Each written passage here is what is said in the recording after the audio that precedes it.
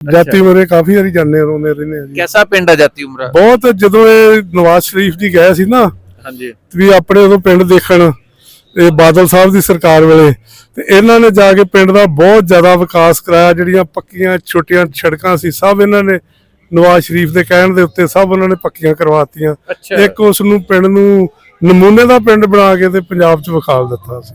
अच्छा ये कदों गया सी नवाज शरीफ साहब? ਇਹ ਮੈਨੂੰ ਇਹਦੇ ਬਾਰੇ ਡੇਟ ਜਾਣ ਨਹੀਂ, ਮੇਰੇ ਖਿਆਲ ਸ਼ਾਇਦ ਕੋਈ 2010-12 ਦੇ ਲਗਭਗ ਸੀ। अच्छा ਤੁਹਾਨੂੰ ਐਗਜ਼ੈਕਟ ਡੇਟ ਤੁਹਾਨੂੰ ਸ਼ਾਇਦ ਯਾਦ ਹੋਵੇਗੀ ਮੈਨੂੰ। अच्छा अच्छा ये पिंड देखण गए सी? ਹਾਂਜੀ ਹਾਂਜੀ ਆਪਣਾ ਪਿੰਡ ਦੇਖਣ ਗਏ ਸੀ। अच्छा यही तो देखण गए सी ना, ਉਹਨੂੰ ਵੀ ਦੇਖਣ ਲੋਕ ਆਏ ਸੀ ਉੱਥੇ? ਬੜਾ ਜੀ ਬਹੁਤ ਜ਼ਿਆਦਾ, ਇੰਨੀ ਜ਼ਿਆਦਾ ਰਾਸ਼ ਸੀਗਾ ਵੀ ਸਾਡੇ ਇੱਥੇ ਮੁੱਖ ਮੰਤਰੀ ਜੀ ਆਏ ਆ ਪਾਕਿਸਤਾਨ ਤੋਂ ਦੇਖਣ ਲਈ, ਅਸੀਂ ਵੀ ਦੇਖਣ ਗਏ ਸੀਗੇ। ਬੇਲੀਓ ਮੈਂ ਤੁਹਾਡਾ ਪ੍ਰੋਣਚਾਰਕ ਮੀਆਂ ਆਸਫ ਅਲੀ ਤੇ ਮੇਰੇ ਨਾਲ ਅੱਜ ਇੱਕ ਬੜੀ ਅਹਿਮ ਸ਼ਖਸੀਅਤ ਆਈ ਹੋਈ ਹੈ, ਬੜੇ ਅਹਿਮ ਥਾਂ ਤੋਂ, ਬੜੇ ਅਹਿਮ ਪਿੰਡ ਤੋਂ। ਜਨਾਬ ਆਏ ਆ ਕਿੱਥੋਂ? ਜੰਡਿਆਲਾ ਗੁਰੂ ਦੇ ਲਾਗੇ ਜਾਤੀ ਉਮਰਾ ਤੇ ਗਾੜੀ ਸਾਡਾ ਪਿੰਡ ਬਾਲੀਆ। ਜਾਤੀ ਉਮਰਾ ਦੇ ਨਾਲ ਇਹਨਾਂ ਦਾ ਪਿੰਡ ਹੈ ਜੀ। ਜਾਤੀ ਉਮਰਾ ਤੁਹਾਨੂੰ ਪਤਾ ਹੀ ਹੈ ਸਾਡੇ ਮੀਆਂ ਨਵਾਜ਼ ਸ਼ਰੀਫ ਸਾਹਿਬ ਦਾ, ਮੀਆਂ ਸ਼ਰੀਫ ਸਾਹਿਬ ਦਾ ਪਿੰਡ ਚੜ੍ਹਦੇ ਪੰਜਾਬ 'ਚ ਉਹੀ ਸੀ ਅੰਮ੍ਰਿਤਸਰ। ਤੇ ਹੁਣ ਸਾਡੀ ਜਿਹੜੀ ਚੀਫ ਮਿਨਿਸਟਰ ਆ ਮਰੀਮ ਨਵਾਜ਼, ਉਹਨਾਂ ਦਾ ਵੀ ਪੁਰਖਿਆਂ ਦਾ ਉਹੀ ਪਿੰਡ। ਤੇ ਪਿੰਡ ਉੱਥੇ ਤੁਸੀਂ ਗਏ ਹੋਏ ਹੋ?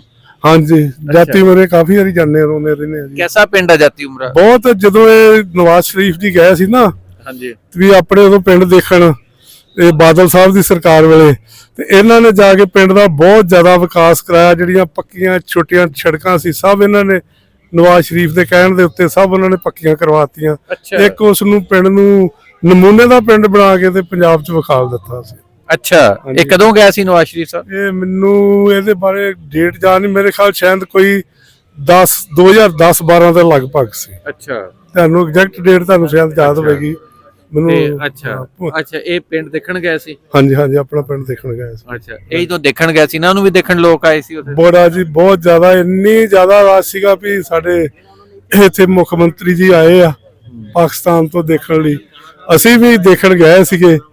ਤੇ ਅਸੀਂ ਚਲੋ ਇਹਨਾਂ ਨੂੰ ਥੋੜਾ ਜਿਹਾ ਲਾਗੇ ਹੋ ਕੇ ਸਲਾਮ ਹੀ ਕਰ ਸਕੇ। ਅੱਛਾ ਹਾਂਜੀ ਜਾਂ ਫਤਿਹ ਬੁਲਾ ਸਕੇ ਤੇ ਇੱਥੋਂ ਦੇ ਮੁਸਲਮ ਤਰੀਕੇ ਨਾਲ ਉਹਨਾਂ ਨੂੰ ਸਲਾਮ ਬੁਲਾ ਸਕੇ। ਹਾਂਜੀ ਨਹੀਂ ਜਦੋਂ ਤੁਸੀਂ ਦੇਖਿਆ ਨਵਾਜ਼ ਸ਼ਰੀਫ ਸਾਹਿਬ ਨੂੰ ਪਹਿਲੀ ਵਾਰੀ ਤਾਂ ਕਿਹਦਾ ਲੱਗਿਆ ਤੁਹਾਨੂੰ? ਨਹੀਂ ਪਹਿਲਾਂ ਤੇ ਫੋਟੋ ਤੇ ਦੇਖੀਦਾ ਸੀ ਜੀ। ਹਾਂਜੀ ਲਾਈਵ ਦੇਖਿਆ? ਹਾਂ ਜਦ ਲਾਈਵ ਉਦੋਂ ਦੇਖਿਆ ਤੇ ਮਨ ਨੂੰ ਬਹੁਤ ਖੁਸ਼ੀ ਹੋਈ ਵੀ ਵੇਖੋ ਇੱਕ ਸਾਡੇ ਇੱਥੋਂ ਦੇ ਜਿਹੜੇ ਪਿੰਡ ਦੀ ਕਿੰਨੀ ਮਹਾਨ ਹਸਤੀ ਹੋਈ ਆ ਵੀ ਲਾਗੇ ਦੀ।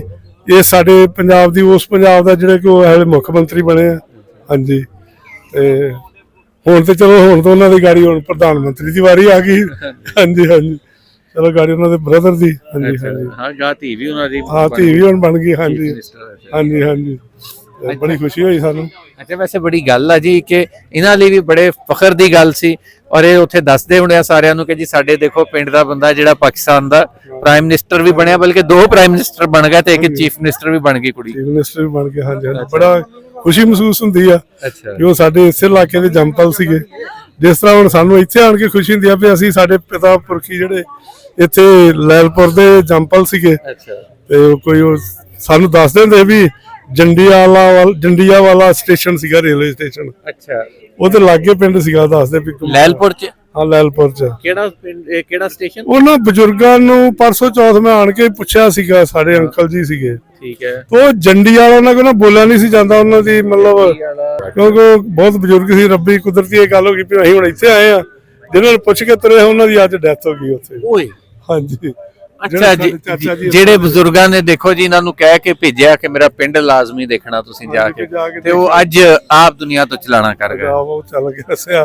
ਕਿੰਨੇ ਅਫਸੋਸ ਦੀ ਗੱਲ ਹੈ, ਕਿੰਨੇ ਦੁੱਖ ਦੀ ਗੱਲ ਹੈ ਕਿ ਉਹ ਆਪਣਾ ਦੀ ਦੇਖ ਸਕੇ। ਹਾਂਜੀ ਤੇ ਬੜੀ ਖੁਸ਼ੀ ਸੀ ਇੱਥੇ ਆਣ ਕੇ ਮਹਿਸੂਸ ਹੋ ਰਹੀ ਆ ਵੀ ਸਾਡਾ ਇੱਥੇ ਪਾਕਿਸਤਾਨ ਦੇ ਲੋਕਾਂ ਨੇ ਜਾਂ ਆਵਾਮ ਨੇ ਸਾਡਾ ਇੰਨਾ ਮਤਲਬ ਰਿਸਪੈਕਟ ਦਿੱਤੀ ਆ ਵੀ ਅਸੀਂ ਬੜੇ ਖੁਸ਼ ਆ, ਬਾਗੋ ਬਾਗ। ਤੇ ਅਸੀਂ ਤੇ ਇਹੋ ਚਾਹੁੰਦੇ ਆ ਵੀ ਵਾਹਿਗੁਰੂ ਕਿਤੇ ਸਾਡਾ ਦੋਨੇ ਦੇਸ਼ ਹੀ ਇੱਕ ਹੋ ਜਾਣ। ਸਾਡੀ ਤਾਂ ਦਿਲੀ ਤਮੰਨਾ ਹੈ ਜੇ। ਚਲੋ ਇਹ ਕਮ ਸੇ ਕਮ ਆਉਣ ਜਾਣ ਤੇ ਸੌਖਾ ਹੋਵੇ, ਬਾਕੀ ਤੇ ਰਹਿਣ ਬਾਰਡਰ ਰਹਿਣ ਐਵੇਂ ਕਾਫੀ ਦੂਰੀਆਂ ਪੈ ਗਈਆਂ। ਤੇ ਦੂਰੀਆਂ ਵੈਸੇ ਜੇ ਹੋਵੇ ਤੇ ਜਿਸ ਤਰ੍ਹਾਂ ਅਫਰੀਕਾ ਦੀ ਜਿਹੜੀ ਕੰਧ ਸੀ ਉਹ ਵੀ ਢਹਿ ਗਈ ਸੀਗੀ। ਹਾਂਜੀ ਤੇ ਇਹ ਵੀ ਦੂਰੀਆਂ ਦੂਰ ਹੋ ਸਕਦੀਆਂ। ਹੋ ਸਕਦੀਆਂ। ਅੱਲਾ ਕਰੇ ਜਾਂ ਵਾਹਿਗੁਰੂ ਕਰੇ ਤੇ ਇਹ ਦੂਰੀਆਂ ਦੂਰ ਹੋ ਜਾਣ ਤੇ ਸਾਡੀਆਂ ਜਿਹੜੀਆਂ ਅਸੀਂ ਇੱਕ ਦੂਜੇ ਨਾਲ ਘੁਲੀਏ ਮਿਲੀਏ ਗਲਵਕੜੀ ਪਾ ਕੇ ਮਿਲੀਏ ਸਾਰੇ ਲੋਕ ਬਿਲਕੁਲ ਜੀ, ਅਸਲ ਗੱਲ ਇਹ ਹਾਂਜੀ ਤੇ ਅੱਛਾ ਜਿਹੜਾ ਇਹਨਾਂ ਦਾ ਪਿੰਡ ਹੈ ਉੱਥੇ ਇਹਨਾਂ ਦਾ ਕੋਈ ਪੁਰਾਣੇ ਘਰ ਘੁਰ ਹੈਗੇ ਉੱਥੇ ਹਾਲੇ?